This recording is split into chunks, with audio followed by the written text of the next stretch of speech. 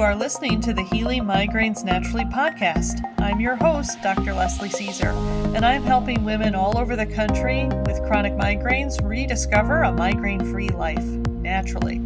And today I'm talking to Mary, who runs our awesome Facebook community, about what your doctor is really thinking when you go in to that appointment. So welcome, Mary. How are you today? Hey, doing good. Good. Beautiful Great. day outside here. How about you? You know, I'm in Chicago and it's fall, so. Yes, that's true. I'm probably not as cold as you are yet. Well, we've had an unseasonably warm fall so far, but how are things in Utah? That's notoriously sunny there, isn't it? 50-50. It's starting to get a little bit dark and gloomy, but I love fall, so I love the change of the weather and stuff, the colors and everything. It's fun. Yeah, me too. I like fall too. Well, good. We were talking about what the doctor is really thinking when you go into the appointment. Right. What do you think, as you've moderated our Facebook group, what do you think most people are thinking or hoping for, praying for when they go into that doctor's appointment? Well, like I mentioned yesterday, I think a lot of our migraine group members are just so desperate for any sort of relief. And I think that, they go in and they're just hoping and praying that anything will help, that they can figure out any sort of cause or any kind of prescription that will even give them a little bit of relief so that they can have a normal life. Mm-hmm. Yeah. I think, like we talked about last time, when I went into the doctor, I really thought that she was going to figure out what was wrong and recommend a root cause solution so that I would feel better.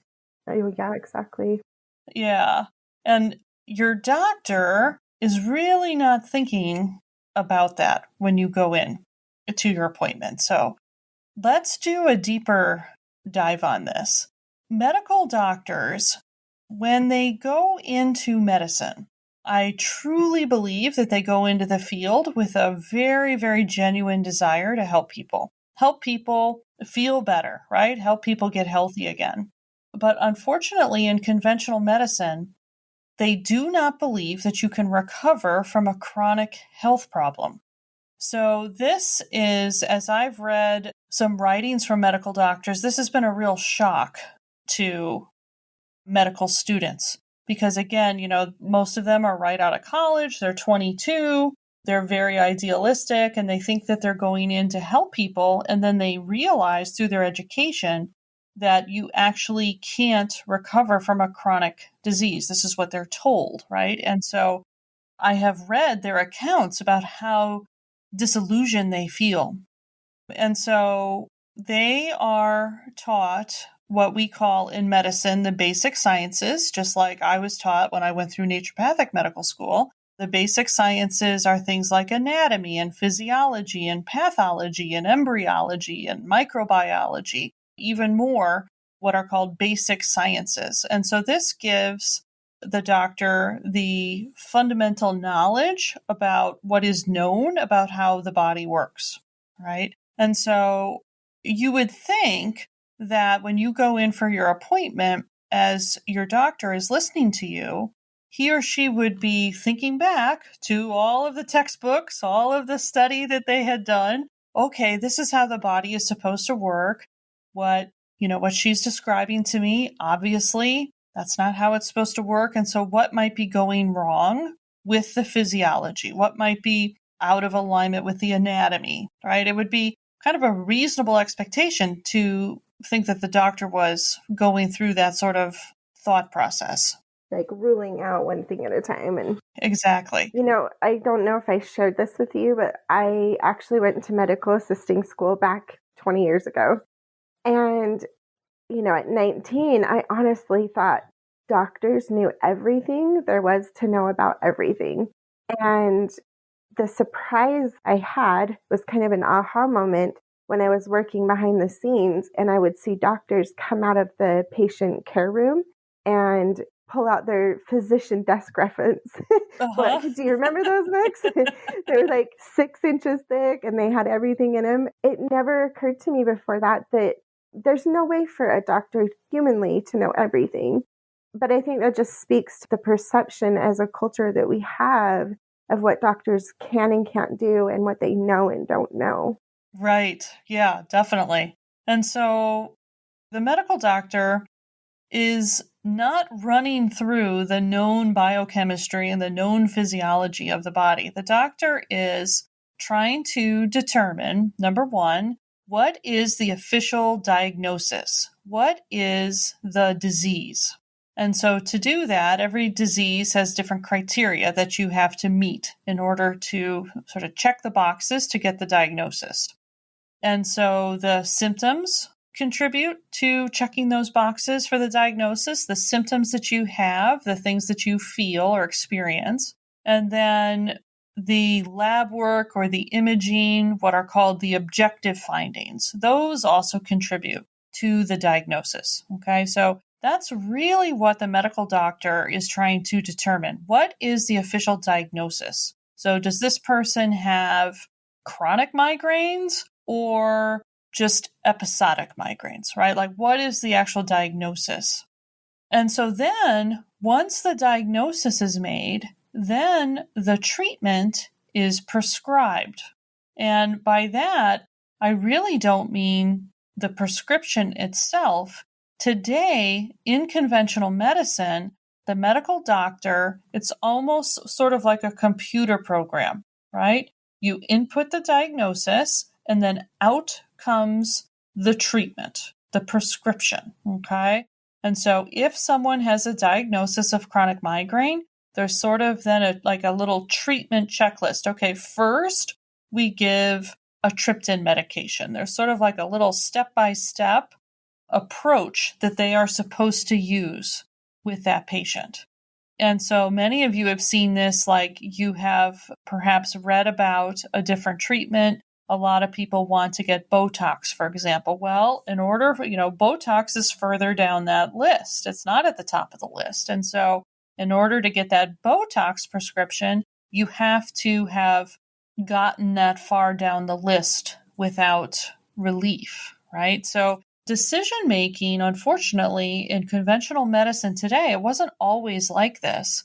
But right now, the clinical decision-making has been really taken away from the medical doctor. And so the medical doctor, if in their experience or if their intuition or feel for the patient is telling them, well, I think this would be the best way to start. If that doesn't match up with what the little checklist is, they're not going to be able to do that. Right. Well, and then you have the whole side issue of they also have to pay attention to what the insurances are even going to cover. So that also puts another layer of, red tape that they have to go through. Yes, exactly. And it's sort of like because the insurance company has their list, right, of treatments that you have to run down. And then the medical establishment has, those two entities, they've sort of agreed on what that list is going to be, right? So like if there are different medical associations, they come to their consensus and then the insurance companies listen to that. And then both entities, both groups come into consensus as to what that list is going to entail. So basically it's like saying we're not really interested in what's actually appropriate or best for this individual patient, as long as it, if it doesn't fit our checklist. So exactly. That's unfortunate. It is. And so, there is so much pressure on the medical doctor to get in and get out within a certain amount of time. The average appointment is 12 minutes, right? And so that includes you as the patient talking, and that includes the doctor talking. 12 minutes, right? And so in order to get anything accomplished within that 12-minute period of time, you have to have sort of this protocol in place, right? You can't have the doctor going back and, really studying a case and, well, should I give Imitrex or Relpax, because those two drugs are different. And so the doctor can't sit there and go, well, let me think about this. What is my gut telling me? The checklist has to be followed. So this is also something that we talked about on the first podcast. This is why when you go to another neurologist, when you get referred to one of these headache centers, it's kind of positioned to people, oh, I'm going to send you to this big headache center. They have all of the same stuff. The checklist is the same, right? It's not like your hometown neurologist isn't aware of what the medications are, isn't aware of what the testing is, right? So the checklist is the same. So it's not like the major migraine centers have a secret list of hidden, a bag full of tricks. Exactly. that no one knows about. 100%, right? Exactly. They don't have any sort of secret drugs or things like that your local neurologist wouldn't have available to him or her as well. So, like I say, this was, like I talked about before, this was a real, real shock to me, because when we go into the doctor, and I've heard this story so many times from my clients, that, the hope that we have when we go into the doctor, we're actually going to be listened to, that somebody is, finally going to take us seriously, listen to us, and then use this amazing knowledge, right? All of the study that is required to become a doctor. Somebody's going to listen to us and then sift through all of the knowledge that they have, and then also apply all of the experience that they have over the years and come up with the answer for us as an individual, right? The specific thing that we need, that our body needs, so that we can feel better. We just pray that that's what's going to happen when we go into the doctor's office. And this makes me kind of just wonder, I wonder what the average number of different doctors people go to. Because I feel like once you get really discouraged with your, first doctor, you go to the second doctor and third doctor. I wonder how many on average people actually go to. Yeah, it's a really good question. Actually, I'm sure that they've done studies on this because, they don't want people to go from doctor to doctor because it clogs up the system. The checklist is the same, right?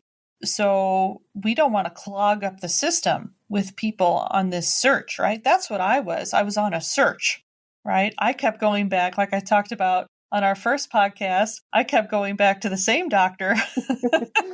I thought she was just having a bad day every time I went in. I love how you give her the benefit of the doubt. Which I know, right? We really should give all doctors the benefit of the doubt. I mean, they're doing Absolutely the best they can with what they have and what they know. They 100% are. They 100% are. But, that clogged up the system, right? Me going back in once a month, thinking that something was going to be different when I went back in, right? I'm clogging up the system doing that. So, yeah. And I really feel for women when I talk with them and they describe this experience, because it's very disappointing when you go in to a new doctor, you go into the big headache center and you think, this is it. I'm in the big leagues. This is it. This is where they take things seriously, I mean, I've heard so many stories of people going to Mayo Clinic, Diamond Headache Center, the Cleveland Clinic, university hospital headache centers and so on, and walking out of there in the same shock that I was walking out of my primary care physician's office. What just happened? Right. Because it was the same thing. So let me ask you this, why is it so difficult for the doctors to find a cause? I mean, you've touched on the time constraints, obviously, but you would think after seeing hundreds and hundreds of patients, they would get, better at finding the root cause. So why is that such a challenge? So this is a really, really insightful question. So there's a difference between root cause in conventional medicine and root cause in my world. So in conventional medicine, they do not believe you can recover from a chronic health condition. And this is really, really important for people to understand. I keep kind of pressing this point because it's the key distinguishing factor. So there's a conception in conventional medicine, right, that we just get sick, like the sickness just kind of falls out of the sky and clings onto our back, and now we got to carry migraines around for the rest of our life, right? And so the root cause is the true root cause is bad luck, bad genes, right? A scientific term for bad luck is bad genes, hereditary, right? It sounds scientific, but it means bad luck. And we talked about yesterday, like once it's, bad luck or your genes or whatever, you feel that sense of lack of control and helplessness, right? Doomed. Yeah. Right? So in their mind, the root cause is kismet, fate, bad genes. One of my clients, her neurologist told her that her brain had faulty wiring, right? In their world, that's what the root cause is. How do you change that? Well, faulty wiring sounds like a really hard one to change. Like brain surgery? What do you do with that? Exactly. What do you do with that, right? Yeah. So, faulty wiring in your brain. Okay, well, that's a good one. Right? So the root cause is unchangeable, right? So when you go into something with that belief, you're going to act accordingly, right? If I believe that if I jump off of a 5-story building, I'm going to fly, I'm going to act accordingly, right? So when I went in to my primary care doctor, with that hopeful look in my eye, and we're going to get to the root cause, my doctor already knew the root cause. Oh, here's another 24-year-old young woman in the prime of her life struck down by migraines. Bad luck, faulty wiring. Unfortunate. Yeah, oh, well, do you have a family history? Yeah, my mother had a headache. She's had a headache every day of my life. Oh, well, there you go. And then it just turns into, like we were saying, the spaghetti on the wall method. Like, what are we going to throw at this? And what's the first thing on my list that I'll throw at it? Right? So they're not looking for a root cause. They already know the root cause when we walk in. And so what research does, so then what the pharmaceutical companies do is they try to figure out the physiology that's generating the migraine symptoms. So they do research. Is it the blood vessels in the brain? Is it the vagus nerve? Is it this or that? Okay. And they try to figure out, okay, when somebody gets a migraine, what happens with the anatomy? What happens with the physiology? What happens with the biochemistry? Notice that's not a root cause. Those are the symptoms, right? If I get a migraine and my blood vessels expand or dilate, that's a symptom of the migraine. It's not a root cause. Right, because that still doesn't answer the question of why did they do that in the first place. Right, what kicked it off in the first place, right? So then once they observe the changes in the anatomy, the changes in the physiology, the changes in the biochemistry, then they try to shut those changes down. That's where the drugs come in. Interesting. Right? So they try to reverse what the body is doing when the migraine is happening. Okay, this is still not root cause. This is suppressing the symptoms of the migraine, right? It's trying to force the body not to do what it's doing. For them, the root cause is the same. You're doomed, faulty, defective, bad genes. We're going to go in and just try to manipulate and change your biochemistry and your anatomy and your physiology. And hopefully that'll be enough where you won't be able to feel the symptoms anymore. So if they give you a prescription for something that helps with, say, the vessels you were saying expanding, and they fix the vessels, make them not do that, have that reaction, then hopefully the pain won't happen as well. Is that?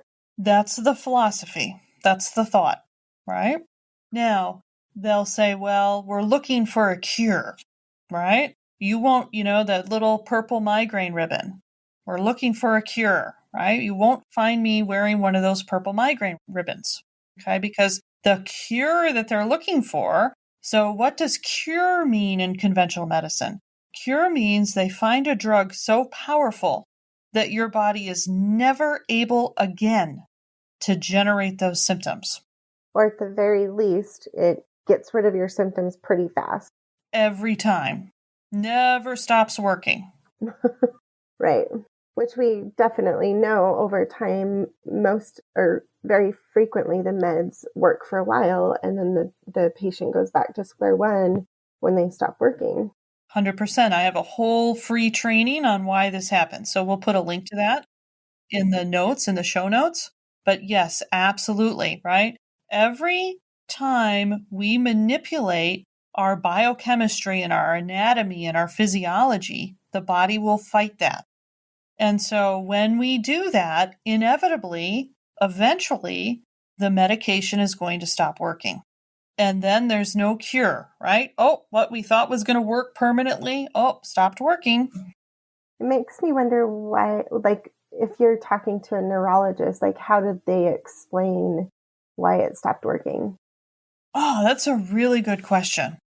I believe they think that your defect, your faulty wiring, overpowered the medicine. So it goes right back to that, bad luck, like bad the luck. Whole Yep, this is what we're doing here. Kind of thing again. And so many times, this is actually told to the patient, right? Well, you failed the treatment. What? Oh, yes. That's a strong reaction. People are told that frequently. You failed the treatment. Like, and I can't imagine coming out of the doctor's office and being like, "Okay, I already feel like garbage, and now you made me feel like it's my fault for feeling like garbage." Right? Wow. No, I mean, people leave neurology offices crying all the time. Yeah, we do hear a lot of those stories where, well, my favorite is when you hear not favorite as in I enjoy it, but it's so common that people in the group say, they told me it was all in my head. And it's like, well, of course it's all in your head. That's where migraines exist. So, like, come on, doctors. Yeah. Sorry, I had a really strong reaction to that. Exactly. Absolutely. So there's this never-ending quest in conventional medicine for the cure, right? Every disease has the colored ribbon. Every disease has the walk for the cure. I mean, there's even an organization that puts on a walk for migraine sufferers to raise money for migraine drug development, which to me, the worst type of fundraiser is to put migraine sufferers out in the sun walking. There you go, right? There was a time in my life that would be a guaranteed migraine, walking on a hot pavement in August for 5 miles, right? That would have been a guaranteed migraine. Do not torture people for the sake of science. Right? That's the migraine fundraising walk. So in any case, this is the mindset of your medical doctor, right? Through bad luck, faulty genes, bad wiring, this migraine monster fell out of the sky onto your back. You can't shake it off. And we're just going to have to keep trying something to prevent your body from generating the symptoms. Right. I'm sitting here just thinking about all of our people in the group and how much we care about them, and like the mindset of the migraine sufferer and how debilitating that is, and how depressing and anxious and desperate for any relief they are. And when you put that mindset together with the doctor's mindset, it's not really a recipe for success. No, unfortunately it's not. Yeah. We will do anything to get out of pain. Right. Especially long-term chronic debilitating pain. Yeah. We were talking about it earlier that a few weeks back, we asked the group, would you rather deal with side effects of medication or migraines themselves? And I would say at least 80% of the responses said they would rather deal with side effects. Mm-hmm. And I mean, that speaks a lot to the mindset of how desperate people are. And, we're talking about side effects like loss of memory, weight gain, vomiting, hair loss, feeling like a zombie, brain fog, having your mental health go down the drain. Like, there's so many potential side effects, and still a migraine sufferer would rather deal with those or risk those than to have this debilitating pain constantly. Absolutely. We will do anything to get out of pain. Physical pain, mental pain, emotional pain. We'll do anything, right? How can we care about a long-term side effect when we're on day 3 of a skull crusher? It goes out the window, right? I mean, we are wired to get out of pain. So I don't fault anybody for that answer, right? But unfortunately, the nature of chronic migraines, you feel like you're stuck between a rock and a hard place, right? It's not like people don't know that there are side effects. They're experiencing the side effects too, right? But how much pain can somebody take? Totally. And I probably would say our most frequent question in the group is, have you taken X medicine and what are the side effects? Yeah. Even though we are a natural group, Dr. Leslie and I both have always said, you know what, this is a safe space for people to talk about wherever they're at on their journey. So if that means that they're still throwing spaghetti at the wall, talk about it. Yeah, absolutely. But that is the most frequent question. Like, have you taken Emgality? What are the side effects? Have you taken Fioricet? What are the side effects? Yeah. And they're significant. Yeah. They're very significant. And Botox comes up quite often. Yeah. Mm-hmm. I mean, honest to goodness, like, all of this probably information is good to have.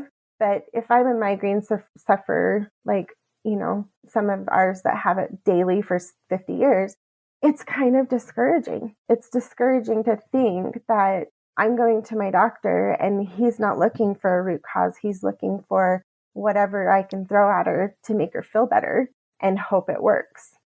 So what is the better approach? Like, how should this be going? How should this happen? Like I say, in my world, root cause means something different. So what I know to be true is that we have migraines for a reason that can be fixed. We can recover from chronic health conditions. So unfortunately, what we have been told as a culture, as a society, our whole lives, I was told this too, right? We are all raised with this false belief that once you have a chronic health condition, you can't recover from it. The doctors are told that, right? There's this massive, massive false belief at play that you cannot recover your health once you develop a chronic health condition. That is not true. Now, some people will never believe that. Most people are going to believe what they've been told their whole life. Why wouldn't they? And so, like, I run an ad on Facebook to let people know that there is this Facebook group that we have, right? And so I talk about how it's a group called Healing Migraines Naturally, and it's a positive place of hope and recovery from chronic migraines. And most of the comments are like, yeah, right. Very skeptical. Yeah, totally skeptical, right? Because you've been told something your entire life.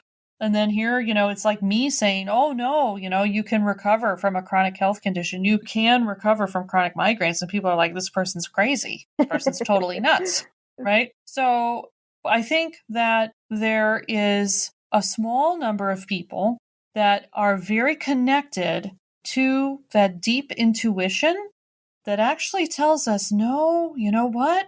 There's got to be a reason that I could fix. There's got to be something not quite right. And if I just knew what it was and could correct it, I would feel better, right? Because the truth always is there.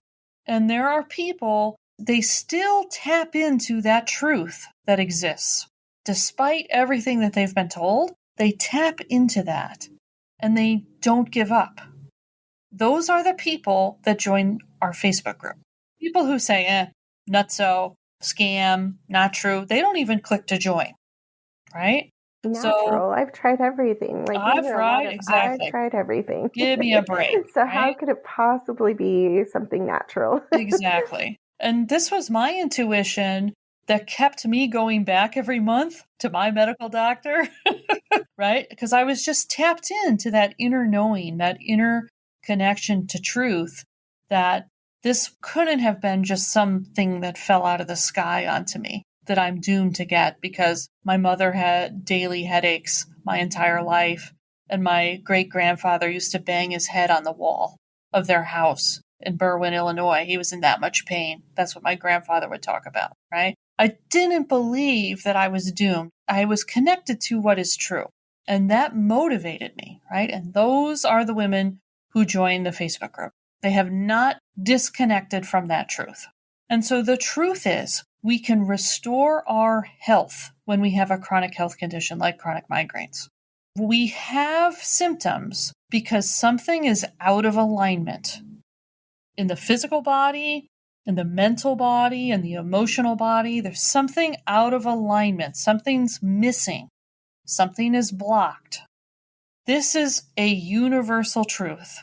When something is out of alignment or blocked physically, mentally, emotionally, the body generates symptoms. How else would we know?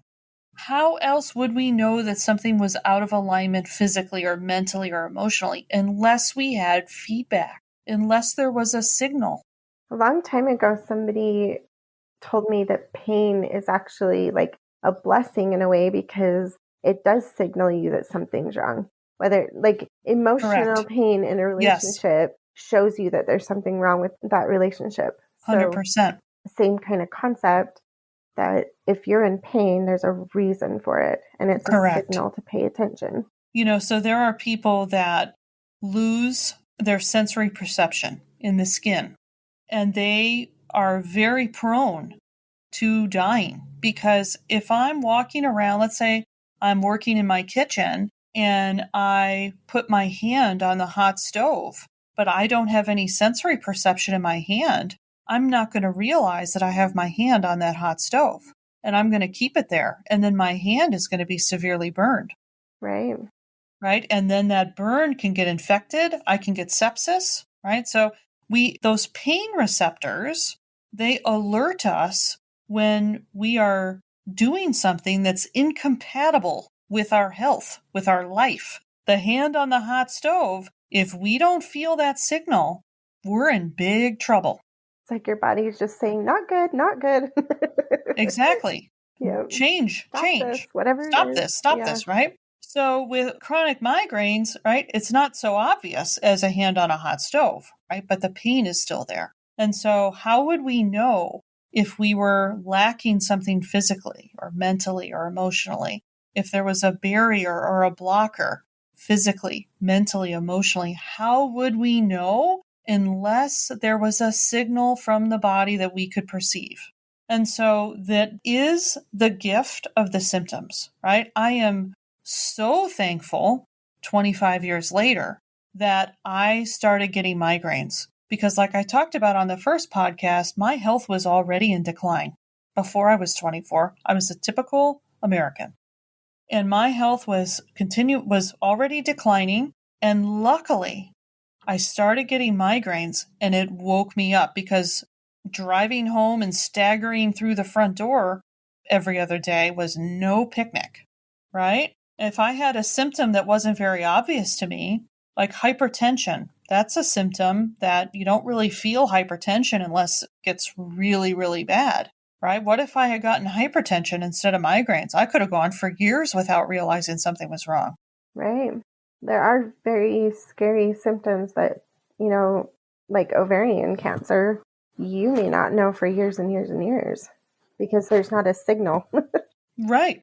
So I'm thankful that I was in enough pain to motivate me to take action, take the action that I needed to take. Because in my world, it's very clear to me when somebody has chronic migraines that there is something out of alignment. And to restore our health and to maintain our health, there are 3 things that we have to do. We have to get the nutrients to every cell in the body. Every cell in the body requires nutrients to function. You can open up any physiology textbook, biochemistry textbook, and read about all the nutrients that are required by our cells to function. So that's number 1. Number 2, we have to clear metabolic waste material. So our cells, when they get those nutrients, they do their work, they generate metabolic byproducts. Those have to be cleared from the body. We also have to remove other toxins that we are exposed to. The medications that we take are toxic that have to be cleared. The environment has toxins that we're exposed to that we have to clear. All of those things have to be cleared. The cells are not going to function properly if they don't have the nutrients they need and they're swimming in garbage. Okay? The first 2 things that have to be done. And the third thing that has to be done to restore and maintain our health is we have to restore or improve or recover our resiliency and vitality. This is something that is never looked at. It's our own resiliency and vitality that keeps us in a state of health. So those are the 3 things that we have to do to restore our health. And when somebody isn't feeling well, when they have a chronic condition, when they have chronic migraines, I know, before I know anything about them, I know that there is something not working right in those 3 principles. Something's blocking something in those 3 principles. Something's lacking within those 3 principles. When you work with a naturopath doctor, what does the process look like as opposed to how a medical doctor does things? Well, I can tell you about my process. Not every naturopathic doctor practices like me. I'll be honest with you. Okay? And so when I'm working with my clients, what we are doing together is we are figuring out what is missing in each of those 3 principles for them. These 3 principles are universal to everyone, but what each individual needs in these 3 principles is going to be unique to them. So it sounds like there's a lot of more deep discovery type work, Correct. Like looking at the individual rather than how medical doctors just do. Okay, most people will do really good on X prescription. Correct. And I'll be honest with you, most naturopathic doctors, chiropractors, acupuncturists, they're not looking at things like this because they too have been raised in a society that says, if you have this symptom, you're defective. We have to appreciate how deep this messaging, this conditioning has been. So even when you go into the chiropractor, the naturopathic doctor, the acupuncturist, they're still thinking, what do I give her for the migraines? I give her Butterbur. I give her CoQ10. I give her magnesium, right? Right. I don't give anything to anybody for the migraines, right? The migraines is not the problem. The migraine is the symptom of the problem. So just like we can manipulate the biochemistry and the physiology with drugs, we can manipulate the biochemistry and the physiology with natural substances too. When you take high-dose magnesium, you are manipulating your biochemistry. Interesting. So just because it's natural doesn't mean that it's not manipulating your body like a drug manipulates it. And this is what most natural practitioners do not understand. So if I don't have a magnesium deficiency, and most people don't, even though you're going to read a lot on blogs on the internet that everybody has a magnesium deficiency and you need to buy this magnesium supplement, therefore, most people really don't have a magnesium deficiency. But if I take 500 more milligrams of magnesium than my body needs, it completely alters my biochemistry because I'm flooding my body with magnesium. Magnesium has an effect on our physiology. I hear it makes you extra regular. Well, that's a whole nother podcast. Oh, no. Mary, you're going to really get me on one of my biggest soapboxes. That just goes to speak to the fact that it does actually change something inside of your body. Correct.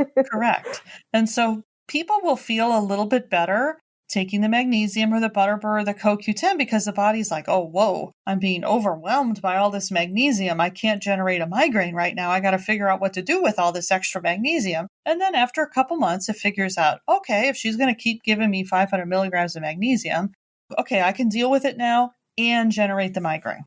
I feel like our bodies are just super smart, and they're much smarter than we are. Yeah, like we're playing this how to outsmart the body game. You're not going to do it. So you have to, like I say, the 3 principles that I talked about, these are universal truths within the physiology of the body, within the natural world. So you can see these principles play out even with ecosystems. They are universal truths. They are natural laws. And so I think next time, let's dig a little bit deeper into this, and then you can get me back on my soapbox around magnesium and loose stools. Yeah. Like, it's everyone's favorite topic. Join us next time. Well, very good. Thank you so much, Mary. Yes, it was great. Well, wonderful. And thanks everybody for listening. And before you go, be sure to like this episode and subscribe to this podcast. And please, if you have somebody in your life who's suffering from chronic migraines, please share this information with them. Who could benefit from this information that we talked about today? Please share that on your social media or share it with your friends and loved ones who've been praying for this information. And if you want to stay connected with Mary and I, please join our free Facebook group. We have nearly 12,000 women who are rediscovering a migraine-free life naturally. You can go to Healing Migraines Naturally with Leslie Caesar, ND, in the search box on Facebook, or you can go to healingmigrainesnaturally.com and we will redirect you there. So wonderful, Mary. I will talk to you soon. Have a great week. Awesome.